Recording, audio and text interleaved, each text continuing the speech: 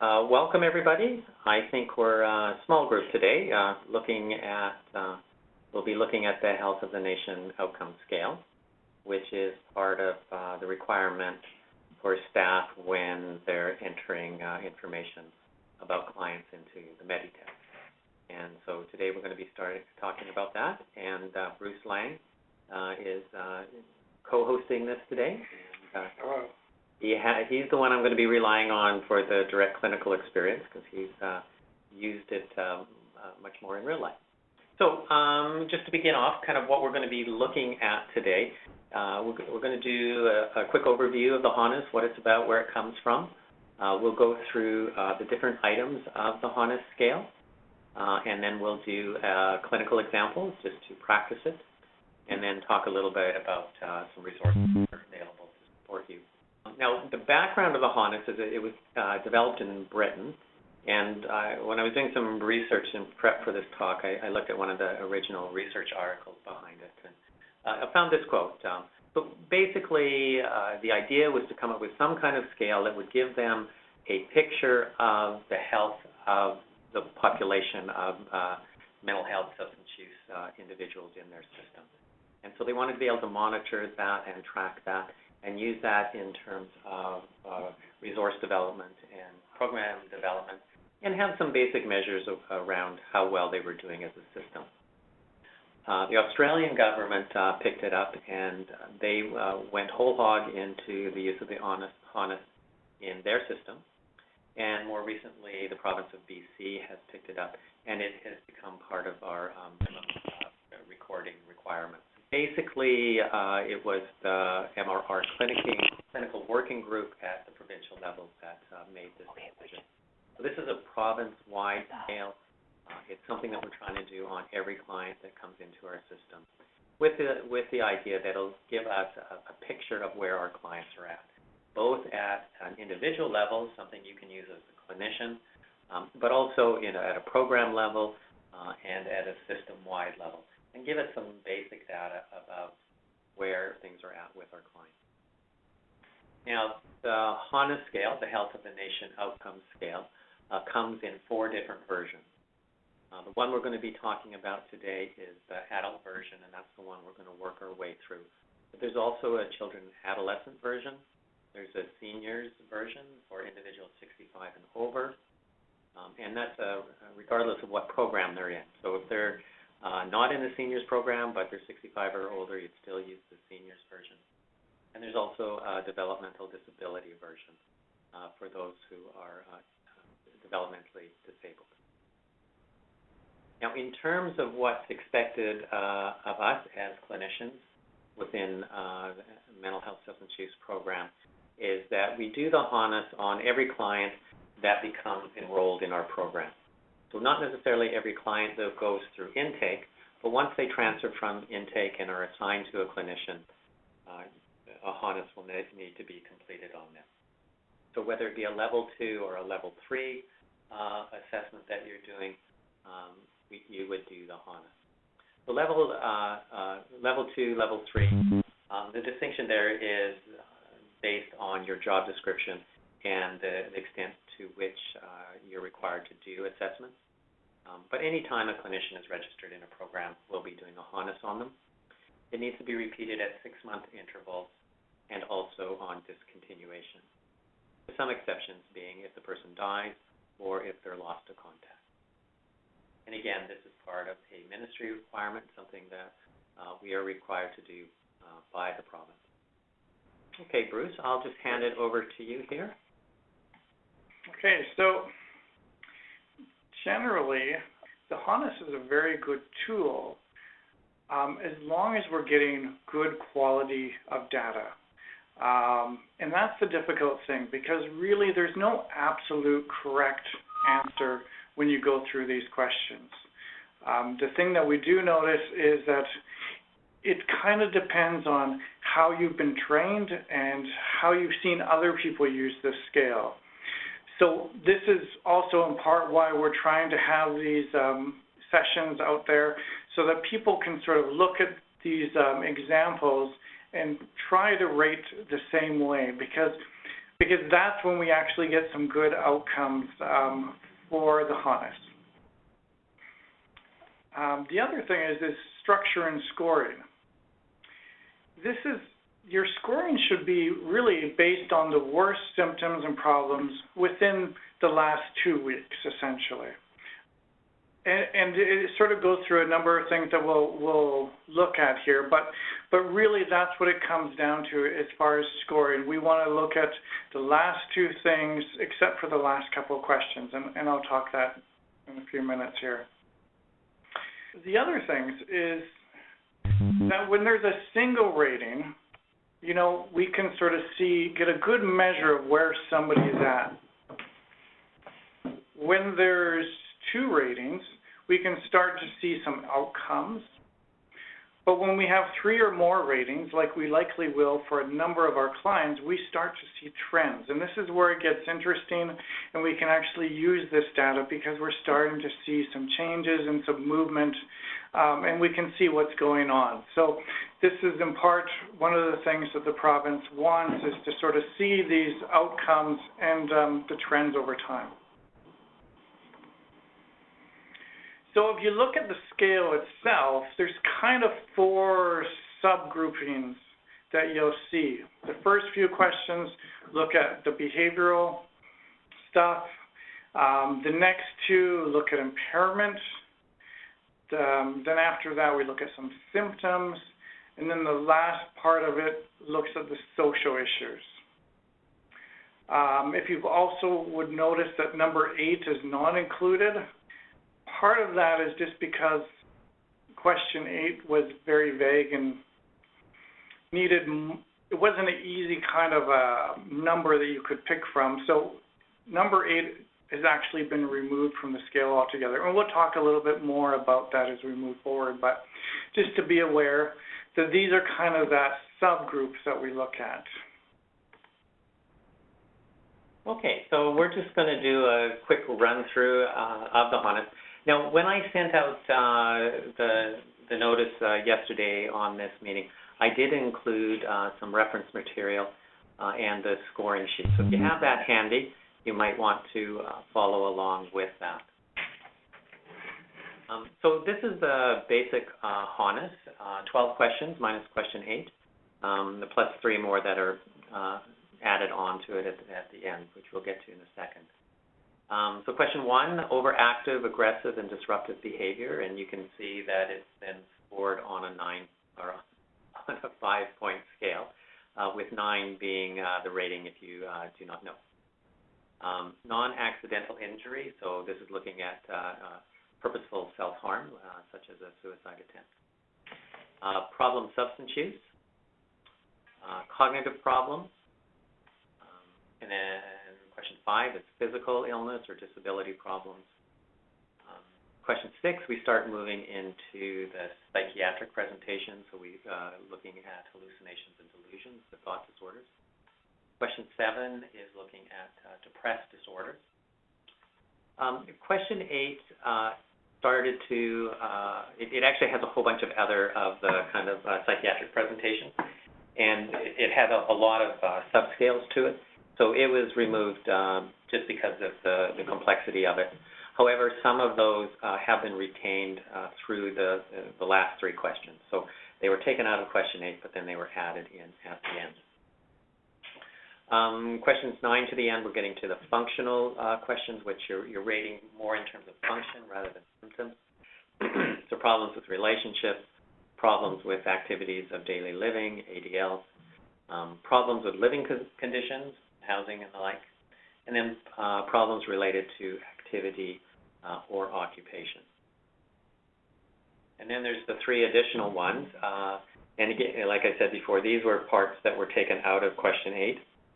So they didn't include all of question 8, but they included these pieces of it. So mania, anxiety, including obsessions and compulsions, and eating disorder.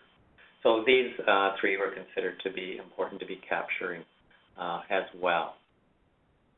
Now, in addition to that, the HoNOS that you will do in Meditech will include these 7 additional scales, And these aren't part of the provincial requirements, but these are part of interior health requirements.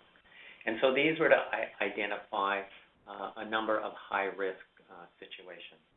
And so that they have to do with insight and judgment, homicidal ideation, intent, or plan, fire setting, self-neglect issues, intentional elopement, problems with medication side effects, and problems of suspected abuse or neglect.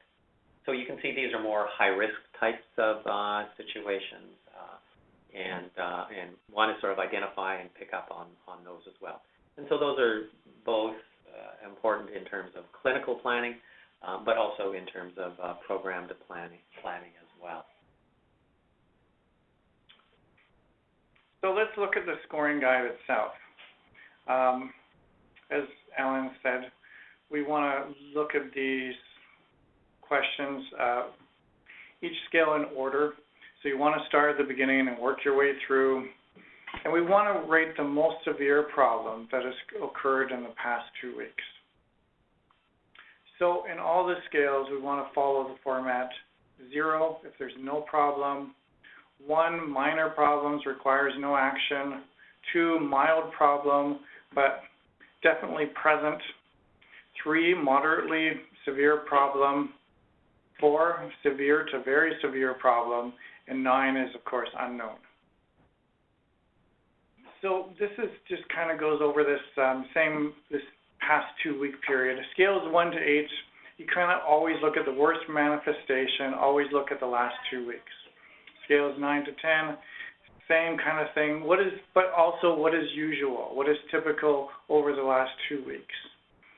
11 and 12, you kind of sometimes need to go beyond the last 2 weeks to sort of figure out what is usual or typical. So you may need to go beyond the last 2 weeks to establish that usual situation. These questions also have some clinical significance too. So as we're going through and we're rating them, we can see, okay, well, if this person has scored a 0 on this question, well, there's no real problem and nothing we really need to be actively treatment planning or case managing around, right? Minor problems, maybe it's good to just to monitor, maybe we want to keep that in the radar kind of thing. But sometimes, and then when we get into more clinically significant is from 2 to 4. So mild problems, maybe we want to, again, continue to monitor, and depending on how it presents itself, we may need to look at kind of an active treatment or management plan for that. Number 3, the same moderate problems. So definitely at this point, we should be doing some treatment management, some care planning around how we're going to sort of look at this with the client. One of the nice things about the HoNOS is it does sort of look at all these different areas to sort of give a more complete picture. So it helps us to sort of move away from, okay, well, this is the problem that we're working on and we need to do X number of things with that. It helps us to sort of have a broader view of the client and maybe bring to our attention some other areas that maybe there needs to also be some treatment planning around. So I think it's just valuable to have that kind of in the back of your mind as you're doing this scale and to sort of think, maybe I should bring this to the forefront and maybe look at addressing some of this stuff more formally with this client. Okay, so let me just pause there. Are there any questions? I had a question about the second part of the HoNOS. That's mandatory to do too, right? The IH instituted part? Yeah, that's correct. Okay, perfect. Thank you. Okay, well, I think this is kind of the fun part of the presentation. We have a clinical example to go through. And what I'm going to do is I'm going to read that out. And this is the participatory part. So we're going to go through a case scenario, and then we're going to rate that individual using the HoNOS. And so if you have the handout with you, that'll kind of help you go through it. But if not, I'll read it out, and we can do it together. But hopefully everybody can contribute your thoughts. So this is a scenario around Bill, who is 27 years old, and he suffers with schizophrenia. So he became extremely frightened of his boarding house manager, and I think they're using the word boarding house in terms of not a mental health boarding home, but just living in a boarding house. And he threatened her with a knife, and then when the police were called, he assaulted the police with his fist when they came in response to his threats.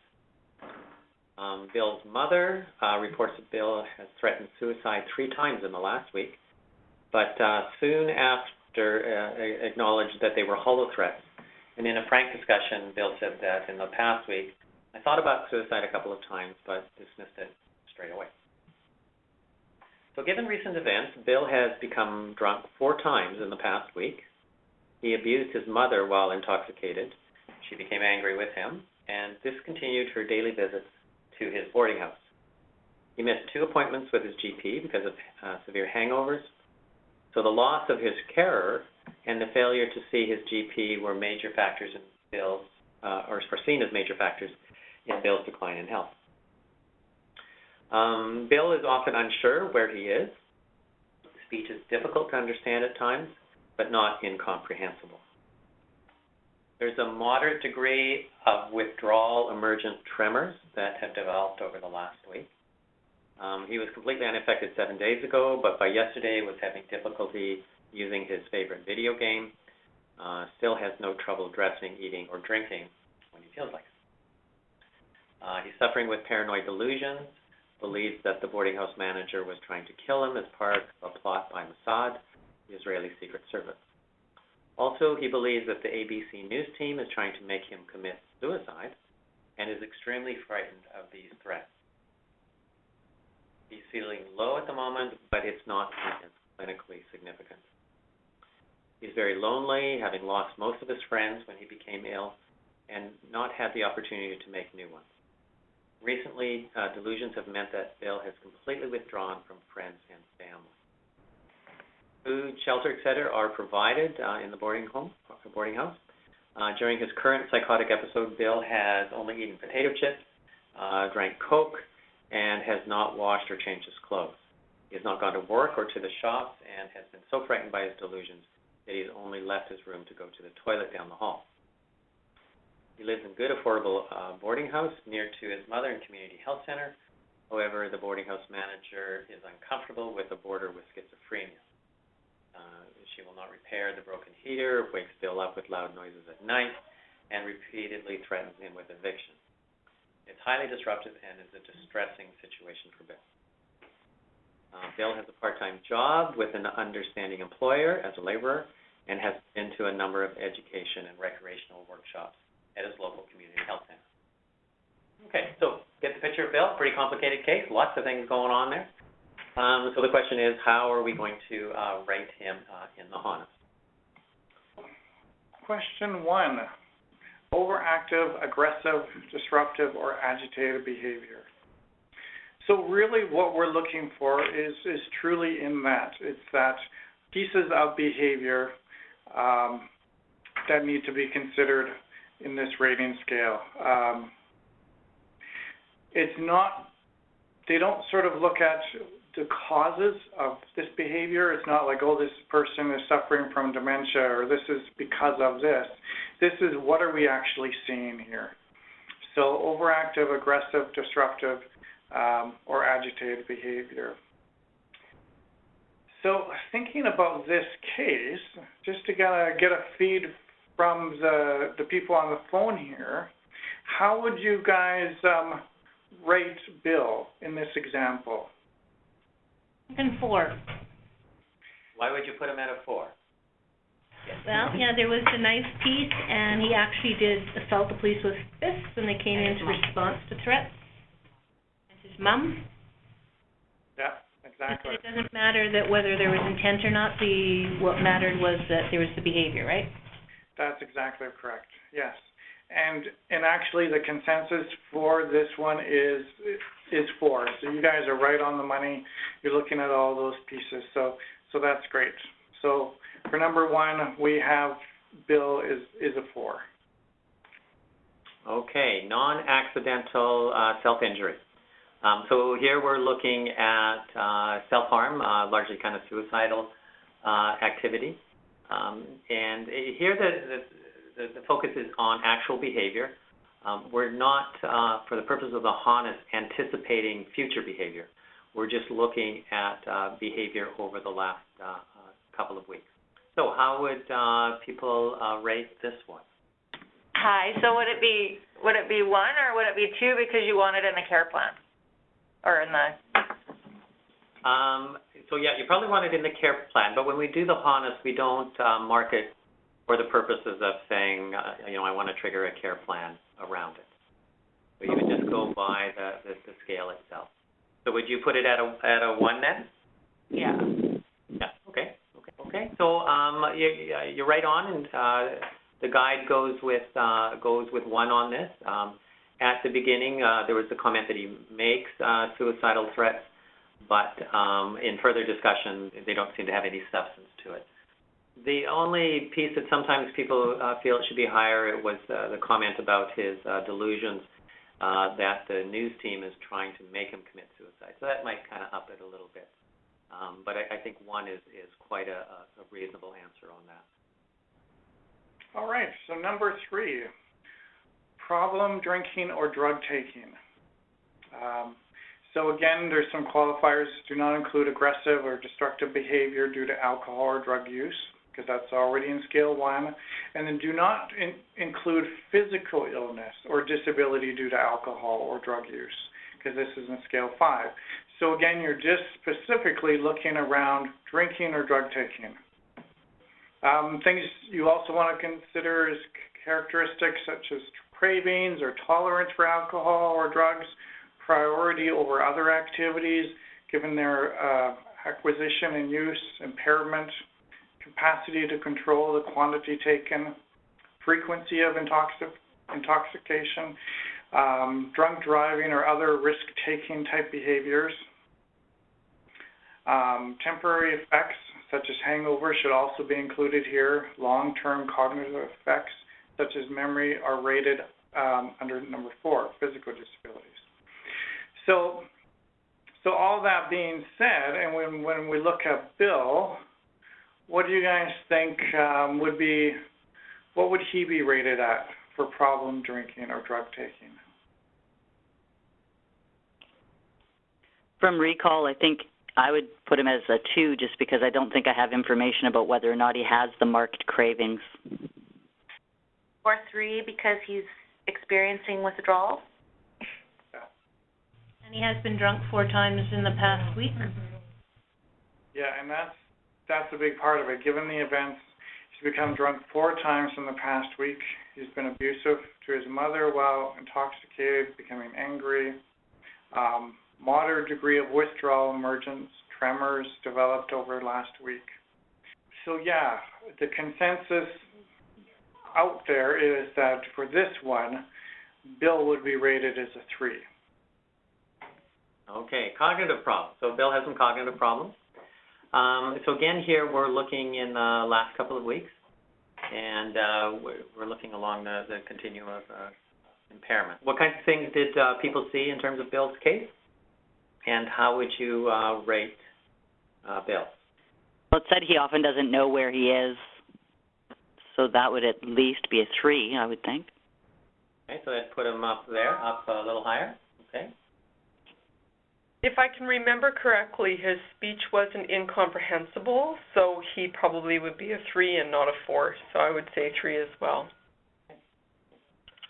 In the guide here, they actually go with a 2, and I think the reason for that is he still seems, kind of capable of getting around. There is some confusion, but I think they seem as a little bit more functional. But as you can see, when you look at these things, there's a certain kind of subjective element to that. Bruce, do you want to make a comment on that? No, it just, again, sort of reinforces that this is a clinical decision, and we kind of can see this slightly different at times. So the more that we can sort of talk about this stuff as a team when we're not totally sure, the better it is, just because then we have that consistent result going through the system. Okay, so number 5, physical illness or disability problems. So again, this is really around illness. This isn't around other things that may have caused this illness, but this is what we're seeing. So it includes side effects from medications, effects of drug and alcohol, so those kind of things that we see that sort of present as illness. The first couple questions, like answered no physical problems within the rape period or minor health problems, kind of give a general, is there illness present? But then it goes into basically from 3 to 4 or 2 to 4 is what amount of restriction does it put on their activity? So are they able to sort of do normal mobility and normal activities? How does this impair their physical health? So it has a slightly different lens to it, and we want to make sure, okay, well, yes, they have some physical illness, but how much is it actually impairing them? So those are the key things that you need to be asking when you look at this question. So just to put it out there, let's talk about Bill. What would people say would be a score for Bill in this one? There's really no information about why he was going to see his GP, because that information would be helpful. Yeah, that's true, but I mean, again, that goes back to causes. So we don't need to sort of really look at the causes. What we need to look at is the symptoms and how is it affecting their ability to function. That makes sense. Well, it says he has decline in health, but it doesn't really, it just says that, the severe hangovers and the loss of his care and the failure to see were major in his decline in health, but it doesn't say what the decline in health was. So isn't he going through mild withdrawal, though? He would probably be, I'd probably put him at a 2 because of the withdrawal that's starting to come up, but he could be at a 1 as well. That's a good point.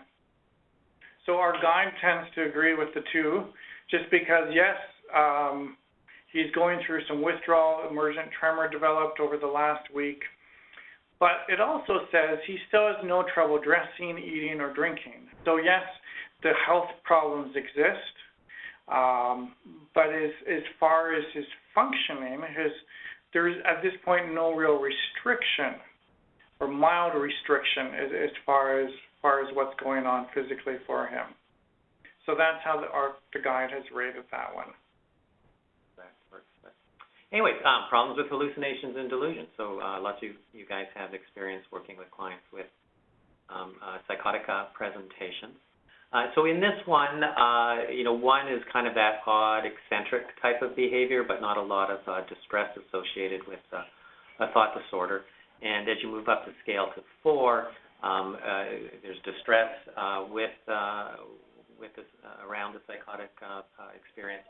And also the psychosis is affecting how the person is acting and behaving. So you've got it kind of on that continuum. Okay, so in Bruce's case, what would people suggest? Bill's case? Oh, you mean Bill?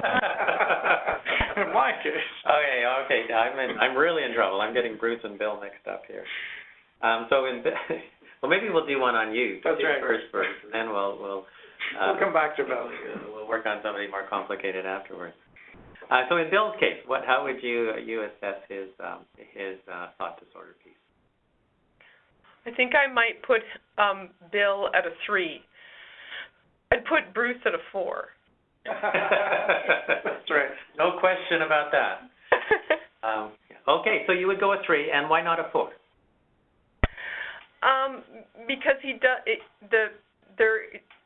At this point, they're building, and they don't seem to be like severely impacting him at this point, but they are impacting him and increasing his distress.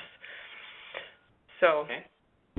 But I could be missing parts because I can't remember the story completely. I think I'm missing pieces too. I think the story mentioned something about him not getting out of bed except to go down the hall because of his fear from his delusions, so that would tend to bump me more towards a 4. Yeah, I'm in agreement with the 4, given that there's almost like command hallucinations about the suicide, the ABC News team, and he is, it's affecting his ability to, like, leave his room. Well, that is true, and I think I missed the not getting out of bed part, and that I lost that in my memory. Well, we'll I'm do not one on sure you, at this Val, point and if you would include his behavior towards his relative, like his loved one, his mother. Yeah. So it's very significantly impacting him. Oh, that would be a 4 for sure, because certainly things are escalating pretty seriously. Mm-hmm. Now, sometimes people want to put it at a 3 because they're also aware that he could get much worse than what he is.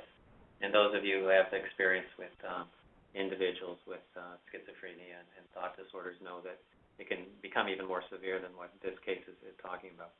But the guide would agree with you that to go with a 4 here, even though there's room to be even worse than this. So 4 is the correct answer on this. And just a side comment is we don't factor into this rating the episode of violence, because we've already coded for that in the first question. So it's just specifically at the thought disorder and its impact on their behavior. Yeah. All right, so let's look at question 7. Problems with depressed mood. So again, with this one, there's a couple qualifiers that you have to look at, because so many of the symptoms that we see in depression also overlap with a lot of other things.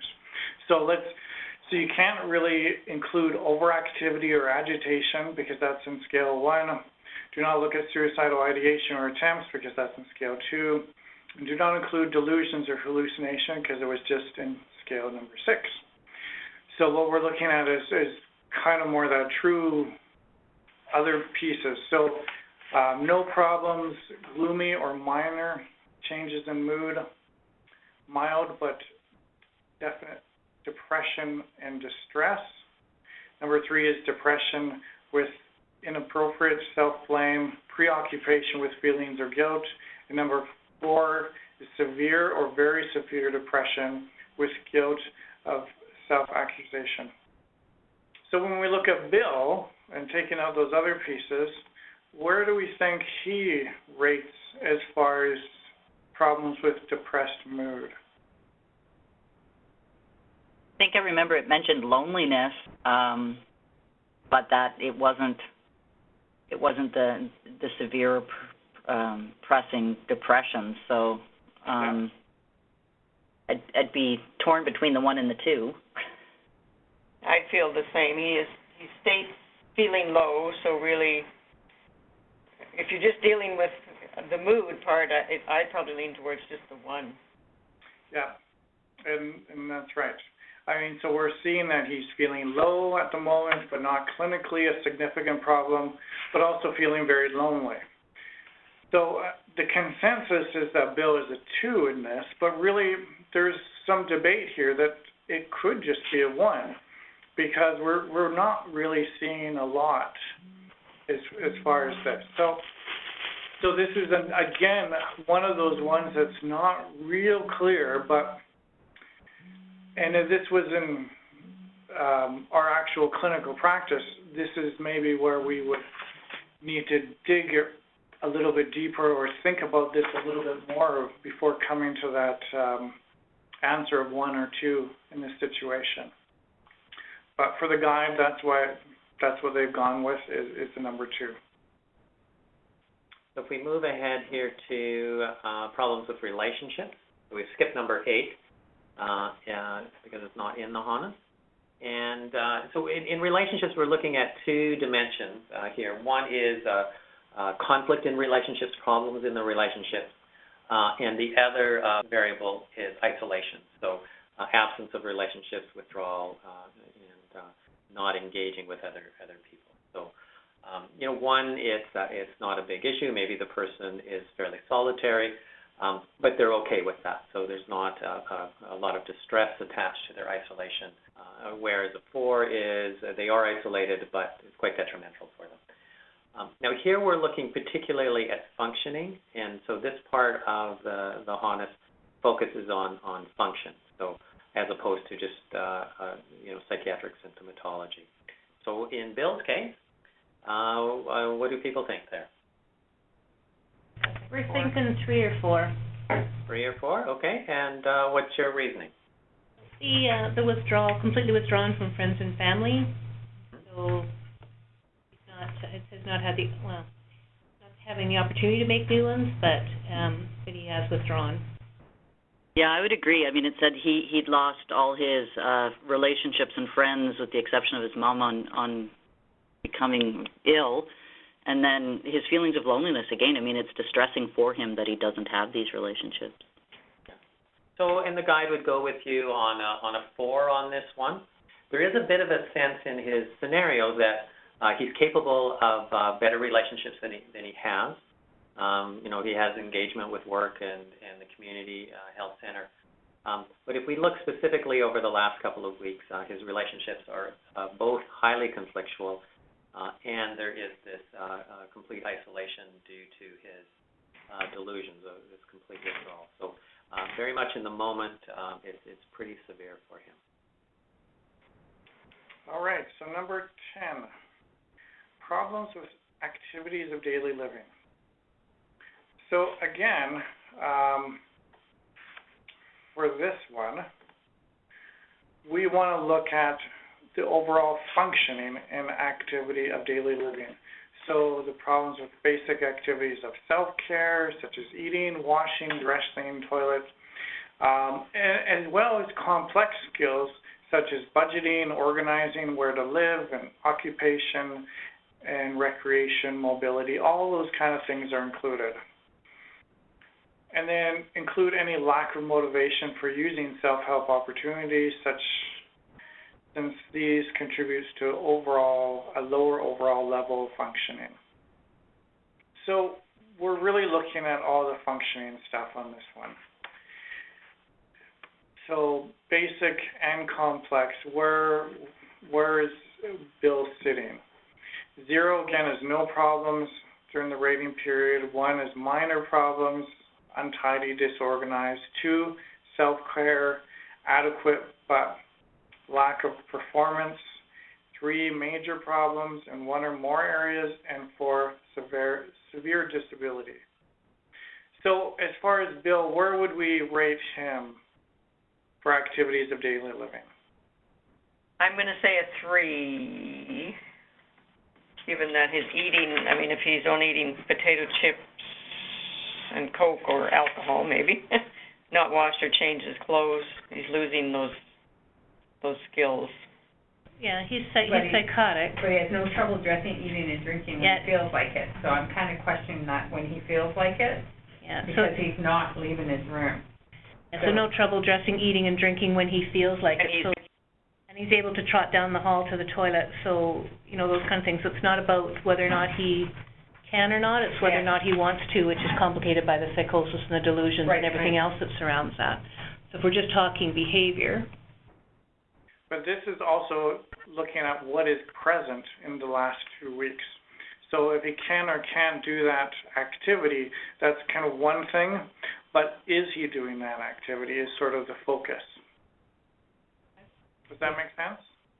So then you can move to the 3 then, major problems in 1 or more areas, because he's choosing not to do it at this time, even though there's implications that he could. But he's not. Or does it say that, though?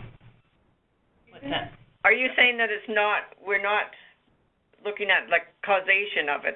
It's the actual what's happening. The actual what's happening. That's right. So in this case, the consensus is that Bill is a 3.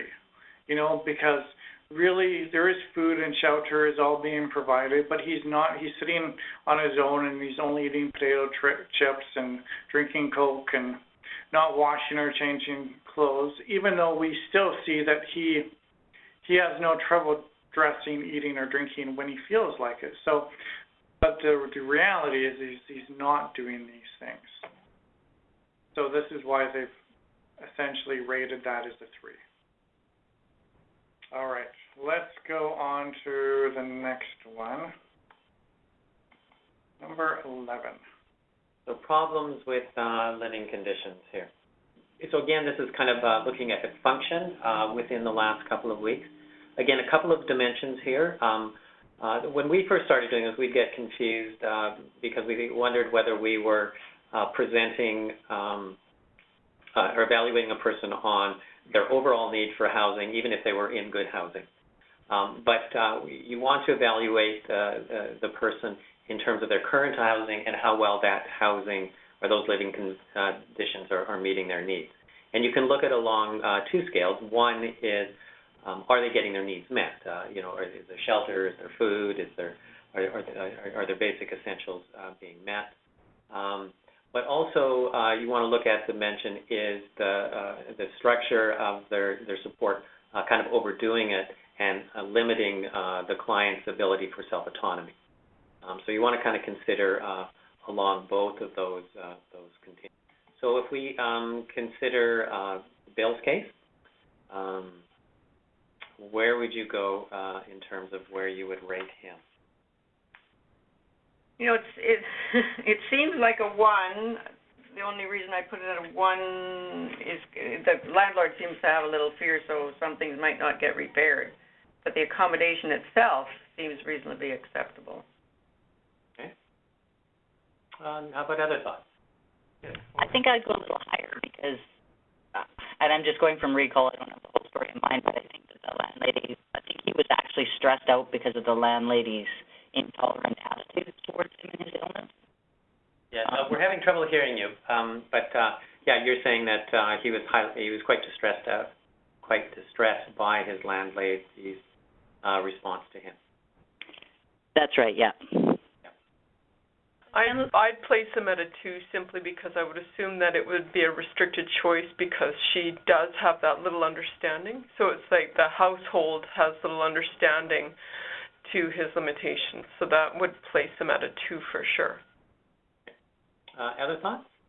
Thinking about a 3 because she's uncomfortable with the border of schizophrenia, will not repair the broken heater, which is waking Bill up at night, and then she's repeatedly threatening eviction, which is really distressing him. So the more stressed out he gets, then the chance of kind of escalating his behavior.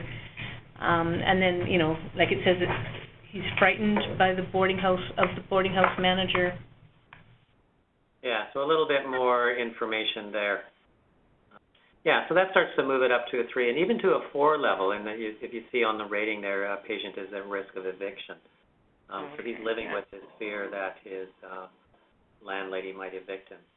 It's interesting how the scenario is written up because it starts off with it sounds like it's pretty good, and then as we learn more about what's going on, we realize that the landlady is uncomfortable with him being there. So in the guide, it kind of goes 3 or 4, and kind of puts it at the higher end there. Okay, problems with activity. Okay, so number 12, it's a little bit different because we're not looking at the actual functional side of it this time. We're looking at problems with occupation activity in the environment, basically. Consider arrangements for encouraging activities such as shopping, using local transportation, amenities such as libraries, understanding. Take into account accessibility of hours of availability and sustainability of occupation and environment. So we're looking at things available to the client in that area for occupation and activity. Not necessarily is he accessing them or not. So then when we look at the breakdown here, patient's daytime environment is acceptable, helpful in keeping any disability rating at scale 10 to the lowest level possible and supportive of self-help. So their environment is acceptable. 1 is minor or temporary problems. Number 2, limited choice of activities. Is there a barrier to do this because it doesn't exist where this client is living or where they're involved with going going to in that side of the community or something. 3, marked deficiency in skilled services available to help. And then 4, lack of opportunity of daytime activities. So just to get a feel, what do people think how Bill would rate in question 12 here, if you look at it from that lens? Alice is going with a 1. He's accessing the educational and the recreational workshops, and even he is still doing his video games, although he's having some difficulty, but he is still able to do them. And he has a job. And he has a job, yeah. So in the guide itself, it's sort of the consensus for Bill is actually a 0, because they're asking to rate the opportunities presents in Bill's social environment, not his current capacity to make use of those opportunities. So if we look at the environment, these things are available, and the fact that he's using it or not using it isn't as much of the question here. The fact that it's there and there's no real barriers, they exist, these opportunities, they've actually put it as a 0. And that was our second guess. Okay. Any other thoughts around this? Because it's a kind of a different way of looking at it. So it's more looking at the availability than kind of specific functioning. Yes, exactly. So there's a couple of these 3 supplemental, so these are pulled out of question 8 of the HoNOS. The first one being mania. So I think everybody's familiar with the presentation of mania, so we won't go through that. And in this scenario, Bill isn't presenting with any manic presentation, so he goes to a 0 on that one.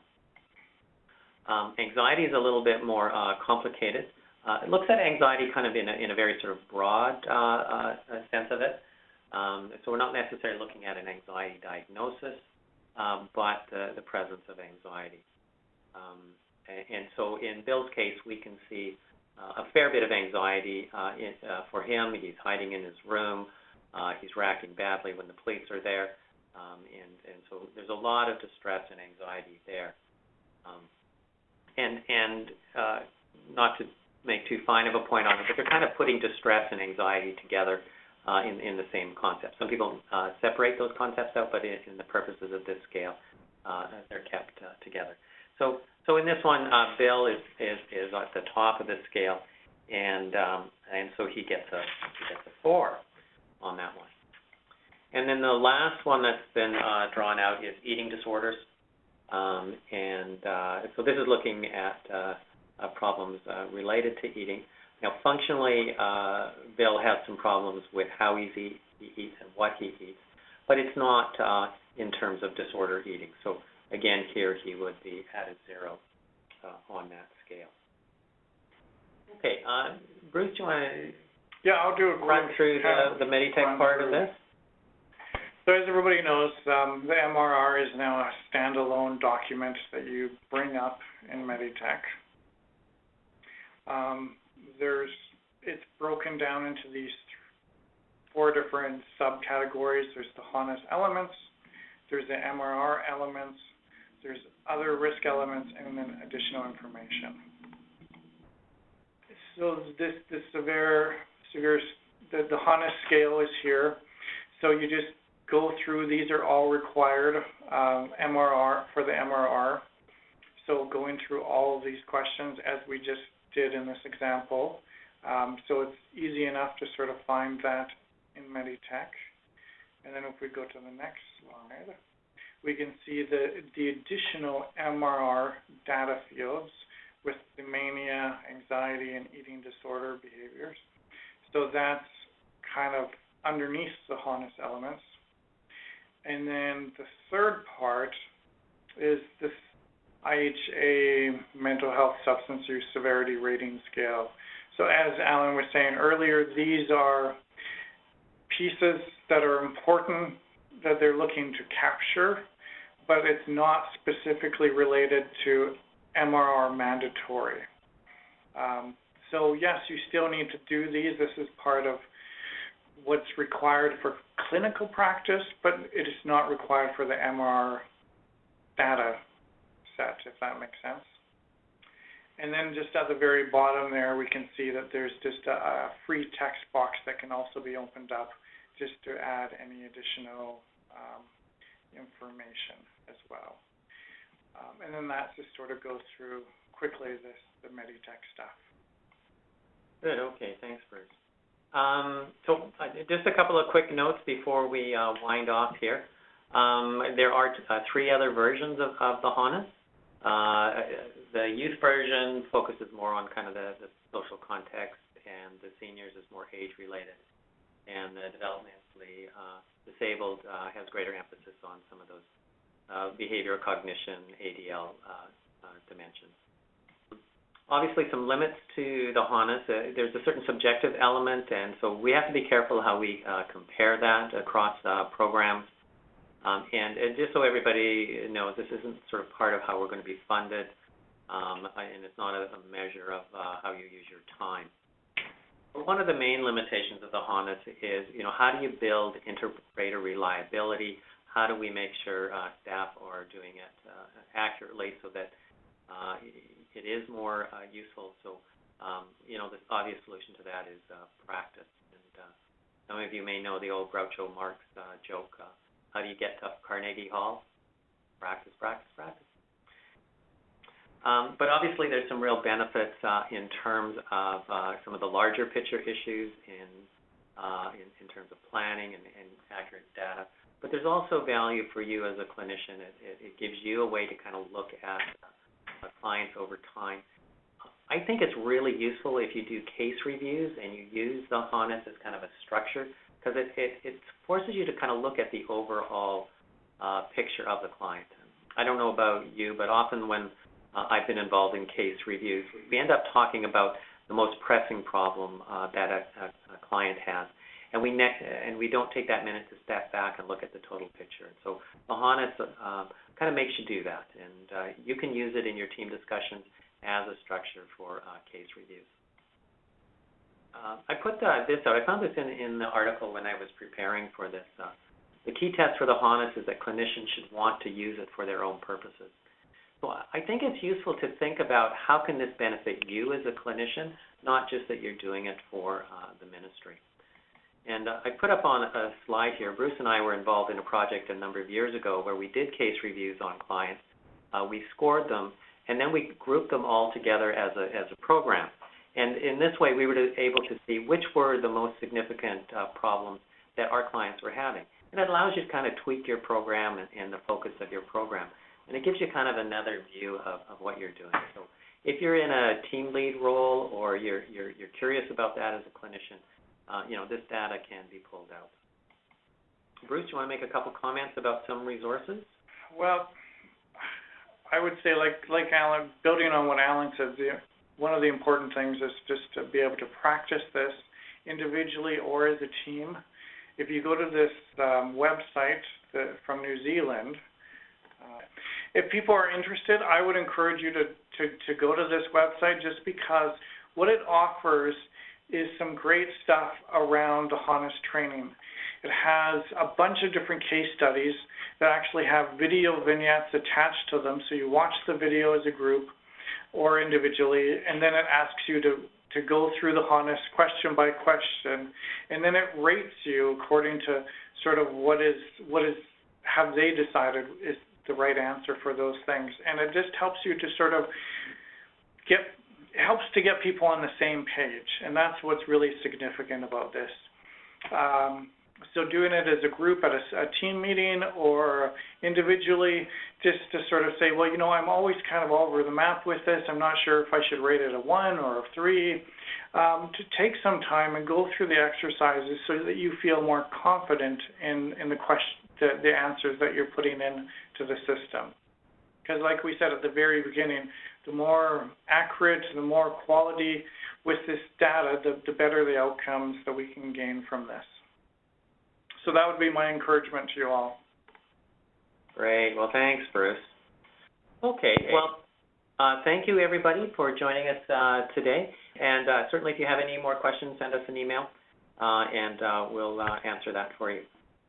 So take care and have a good afternoon.